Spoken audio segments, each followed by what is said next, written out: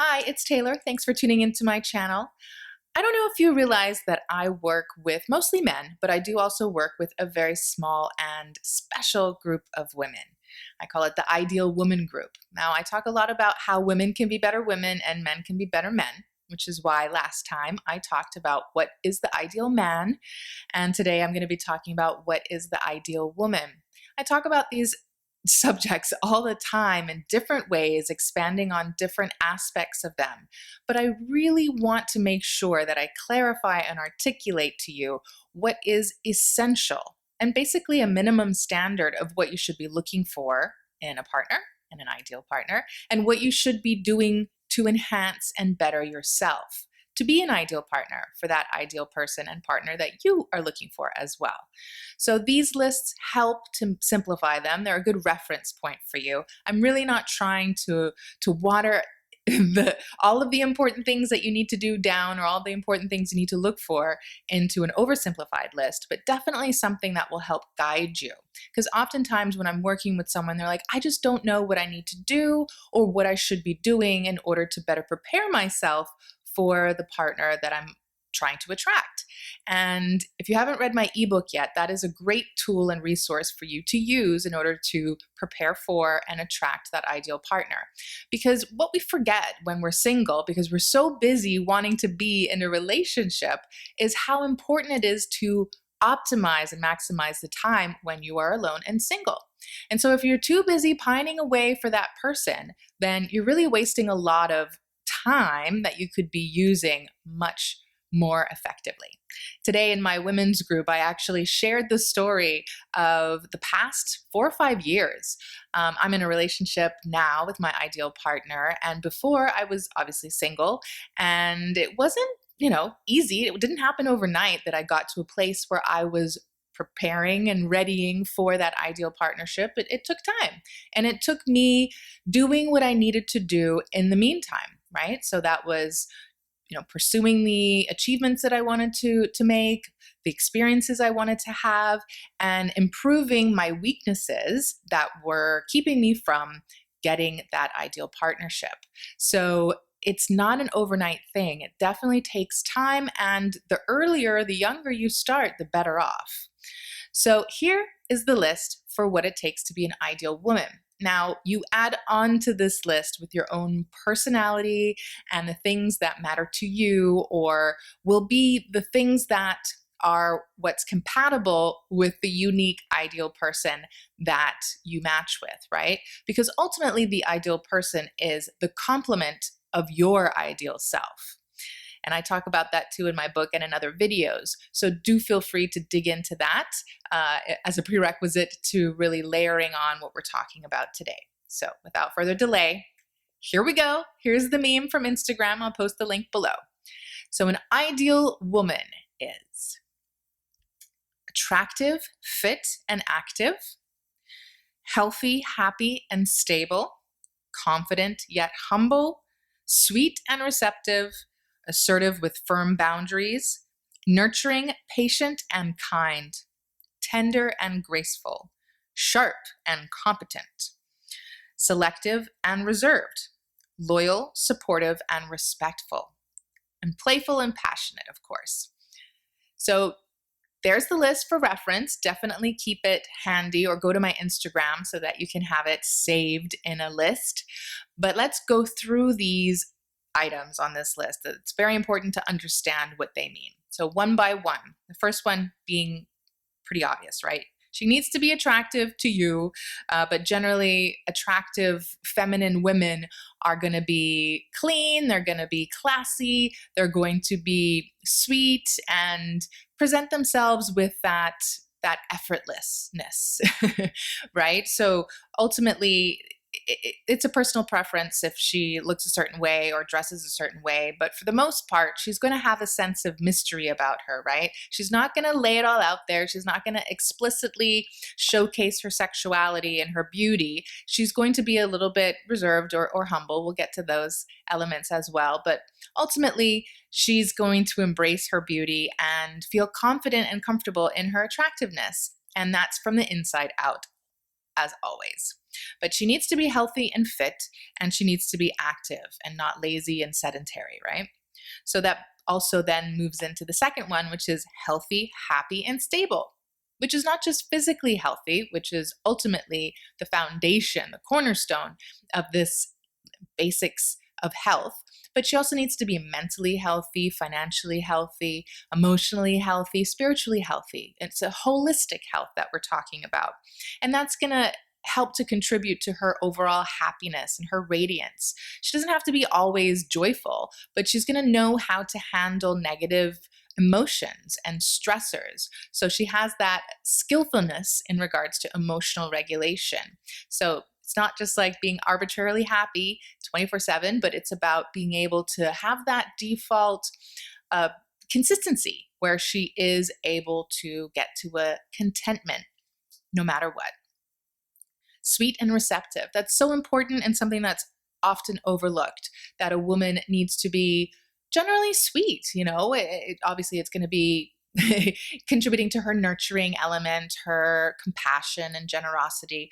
But generally speaking, you want to feel good around an ideal woman, or you will feel good around an ideal woman. She's just going to be sweet, and she's going to be receptive to a man that she respects. So that receptivity is about not needing to compete or to get locked into that power struggle with a man. That receptivity is going to allow her to be more agreeable and allow her to be more open to his lead. So that's definitely attractive as well. Now, I skipped over the other one before that, was confident yet humble.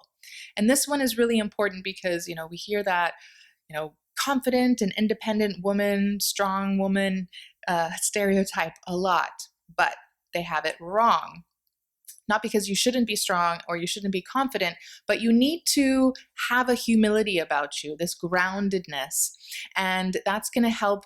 Well, obviously, you're going to be able to embrace a gratitude about life and about what you have and what you don't have, a patience and a kindness. And so that's going to help even out your confidence. It's going to be more of a quiet confidence. And if that is something that you can take from this, remember that your confidence shouldn't be loud and obnoxious. It should be a sort of like a security, like you feel very stable, which we just mentioned as well, stable in your comfort with yourself and with other people. And that also is going to lead into your gracefulness overall in your demeanor.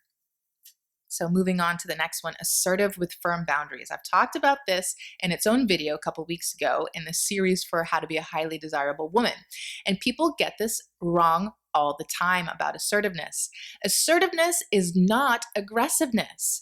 People get this confused because of the verb to assert oneself, right? And oftentimes it's put in an aggressive context. But in this context, assertiveness is the healthy goal for anyone. Assertiveness is about a balance between being able to communicate your needs and being able to respect and respond to the needs of others. So it's about a win-win.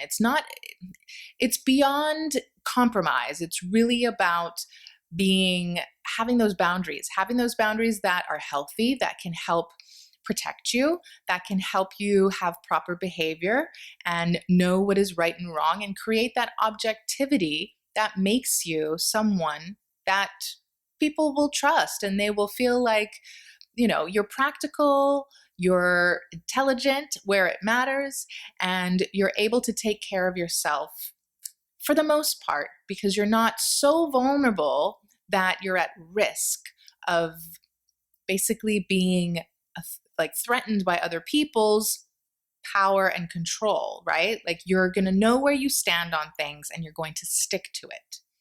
So that's the difference. Assertive communication styles or conflict resolution styles. It means that you're not a doormat, but you're also not a bully. It's being very healthily placed in the middle and being respectful of other people's wants and desires and needs too, but knowing when it's unreasonable and you don't just do what other people say because you're trying to please them or make them happy or comfortable, right? I hope that made more sense explaining it, but feel free to leave a comment below, or if you have a question, we can talk about it a little bit more.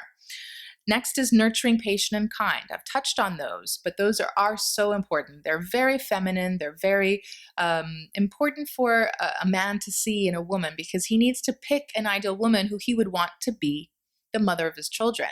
And so if he can't see his future daughters acting like you, so that he's really going to be invested in you as the future legacy of his own loins, right? So you have to be that example of a really good mother. You have to emulate those qualities that are going to inspire him to make you the mother of his children, and for him to see you reflected in the future eyes of his children. So being nurturing, patient is really important, to be able to accept stress and flaws and mistakes that he makes, because he knows he's going to be flawed, and he needs someone who can be patient and kind to him especially, but also to the people that matter. But that's also going to pair well with the other qualities of tenderness and gracefulness.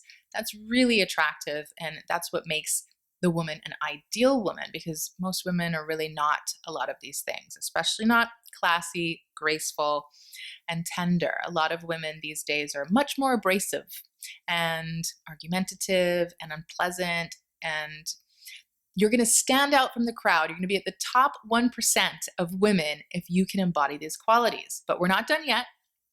Hold on, let's continue with this list. The sharp and competent example confused a few people. So sharp meaning you've got a good mind, a good head on your shoulders, you're smart, you're practical, you're competent. Even if you don't know how to do something, you can kind of handle yourself.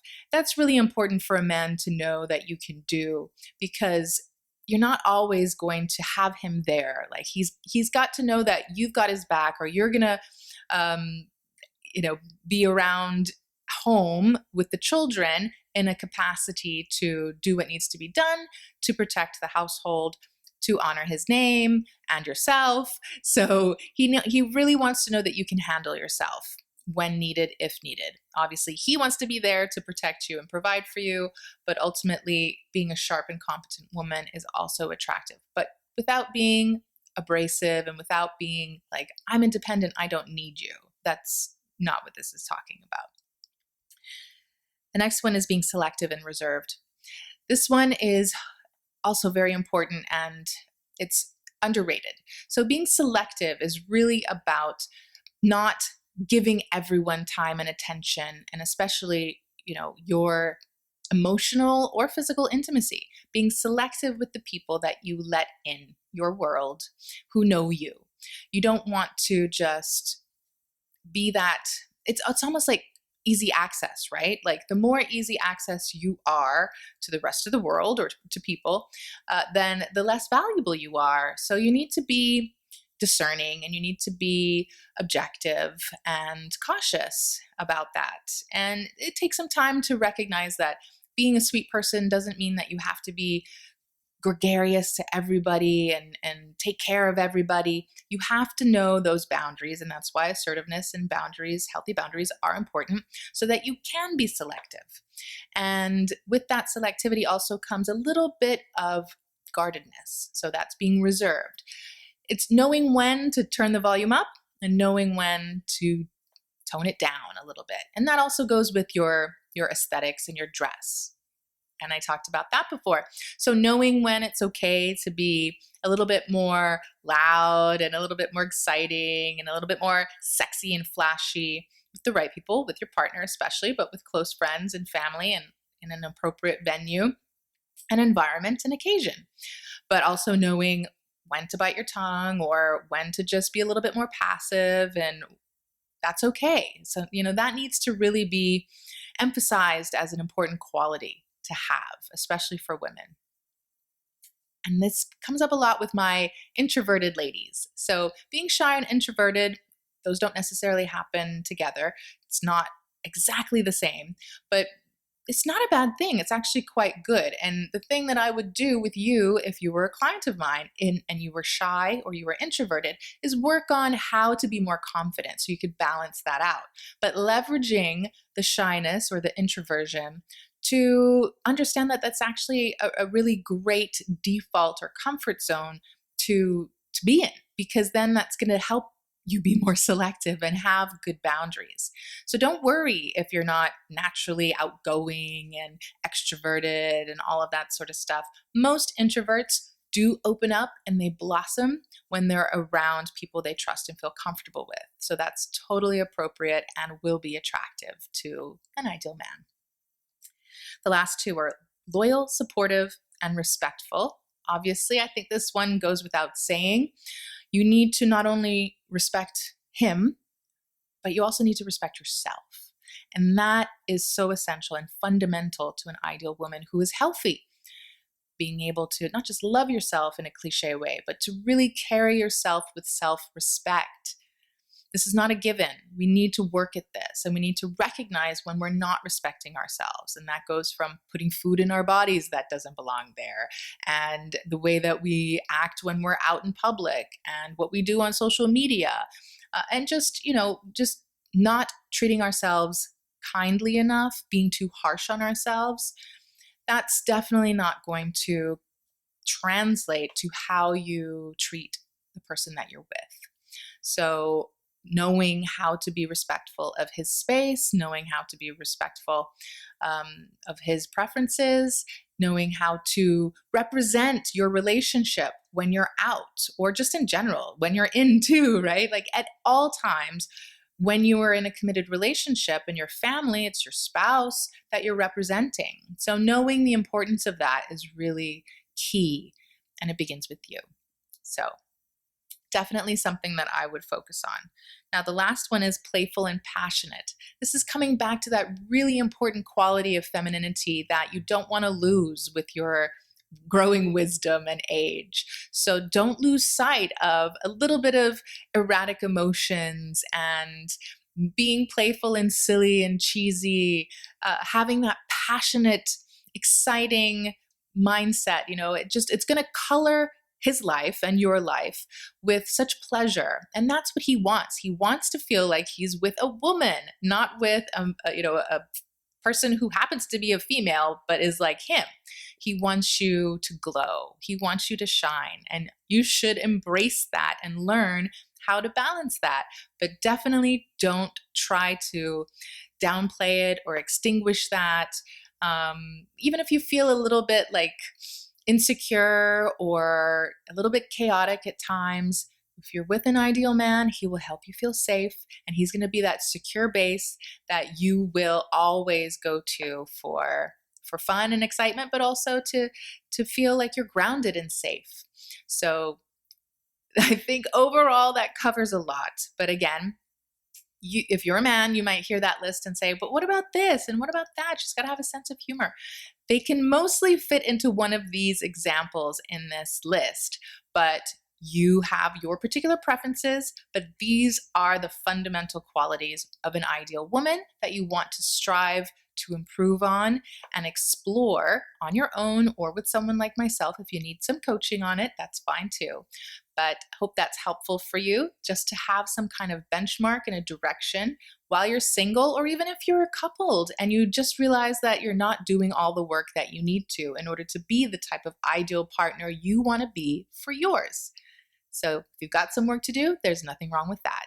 And if you have questions, put them below.